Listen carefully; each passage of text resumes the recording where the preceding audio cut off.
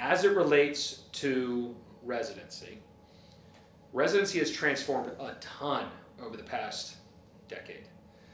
It used to be one of those things where you would be a resident and it would be entirely unpaid.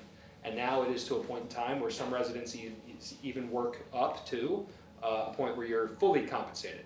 You'll be starting in a prorated role. As you start to pick up more hours throughout the course of your residency, you could potentially be a fully paid resident. Now, some people will say, I don't need residency to build out an area of specialty, right? We have some people that went and did the OCS this week that did not do an orthopedic residency. No, this is not necessarily for everybody, but talk a little bit about residency, your thoughts on residency, and some considerations that you made to kind of, guide how you feel about it at this stage of the game. I think it depends on why you're going into the residency. I think you have to think about, what am I looking for on the other end of this? Because maybe if you're looking for a pay increase, you might not be getting that pay increase, just depending on which company you work for.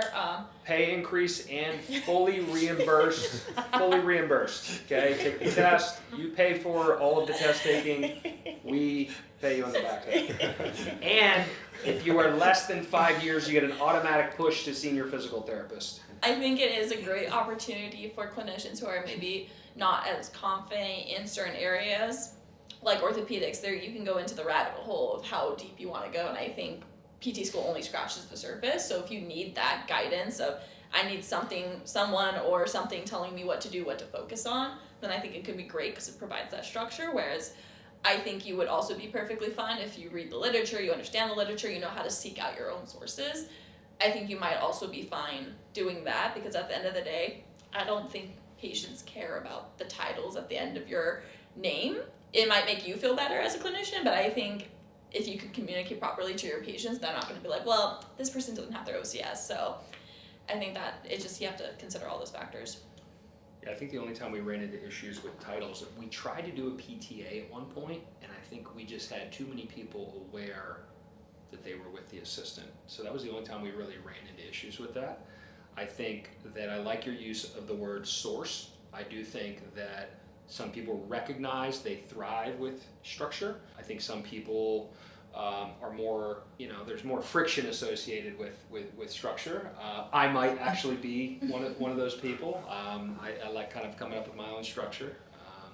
But I think that somebody could be looking to accelerate their knowledge, accelerate their, as I mentioned the word earlier, kind of ignorance tax as it relates to going through your reps and how quickly can I deliver quality care as much as possible. Bias, but our residents also will have access to other things in our company ecosystem as it relates to mentorship and onboarding, other asynchronous resources, other in-services, other time, other con ed. I do a little biased, but I think that might be a little bit more unique.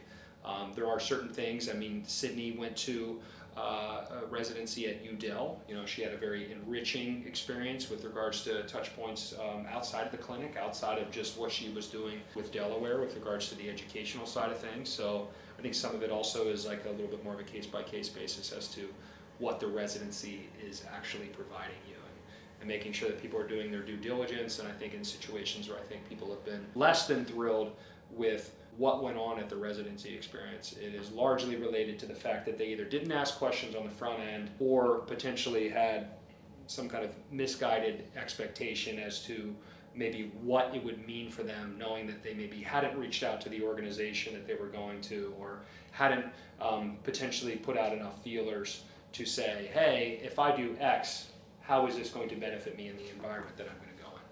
Certain situations like sports, it might actually be a difference maker as it relates to having that designation, because you also can be on field. So there's certain situations where I have to see it be a benefit. If you get board certified in sports, you could potentially put yourself in a situation where like a pro sports job might also be a little bit more of a reachable target for you. So again, ask questions, do your due diligence, make sure you're putting yourself in a situation where you're walking into a situation with your eyes wide open.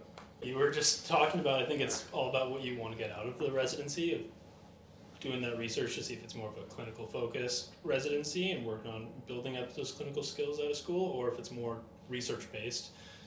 both have benefits, but it's also just similar with everything in life. What you put into it, you get out of it. So if you put that time into it and you want to build up those clinical skills and learn how to treat a specific patient population better and get better patient outcomes for those people you're treating, then I think it's worth it if you put in the time and the effort. The ability to get better faster. I probably would have done a residency back in the day if it wasn't paying me $0. So I think if it was the current landscape today where I can actually have a full salary, I was like one of those Con Ed junkies where in my first job, I got some mentorship, but then I was like, all right, I'm gonna go to as many courses as possible. And I might have been in a situation where I did not need to do that. So I look at like the amount of money that I spent and also not being in a situation where I was having anything with regards to structure. It probably took me a little bit longer to kind of put all the pieces together. So you're biased. Yeah, definitely biased. I feel like I went into the idea of residency biased. When I think of the PTs that are who I want to be like, all of them were either residency trained or fellowship trained. And so if I'm just looking at my role models in the field that I want to be in, their commonality is that they either did a residency or a fellowship, because I think fellowship came first and then they started doing residencies. Because I was talking to one of my professors and she was saying that she didn't have the opportunity to do a residency because they didn't exist at that point, but she did a fellowship, and she attributes that to like the PT that she is today. But then also I am kind of going back to what I said earlier.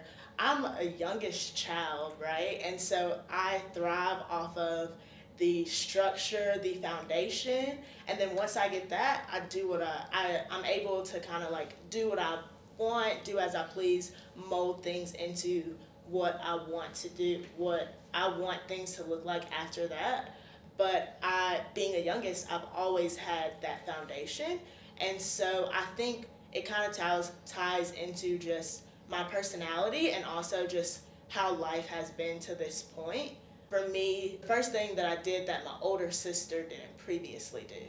And so I've like always had that example. And then PT school was significantly harder because I couldn't call my sister up and be like, hey, how did you get through this, right? And so for me, choosing to do the residency route, it allows me to get better faster, but then also research supports that a residency trained PT gets their patients better faster.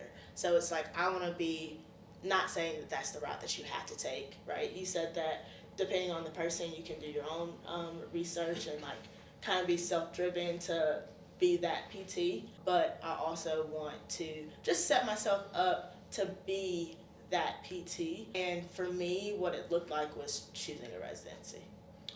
And you're in great hands with Dr. Tim.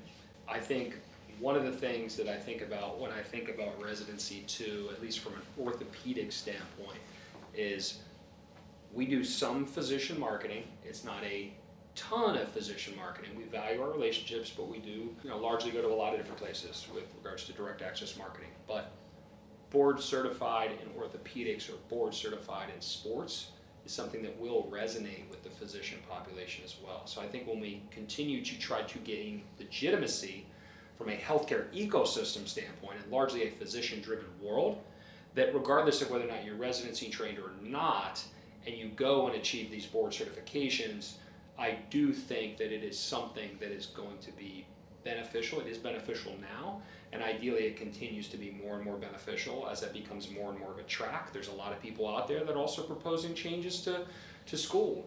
Potentially do you run into a situation where you have 2 years of school and your final year is a residency no matter what, and it's part of your curriculum or part of what is expected. I think that might be pretty cool, and even if you didn't know what a specialty you wanted to jump in, maybe it's a primary care designation. So I think it's just interesting to kind of also, in addition to think about what it's going to do for you right now, also think about the legitimacy it's going to bring you from a private practice standpoint when you potentially open up your own place, and what it might mean in terms of the greater healthcare ecosystem as well. I think my thoughts on residencies follows the same thing as any coursework, and it's like it's not what you learn, it's about what you do with the knowledge that you gain.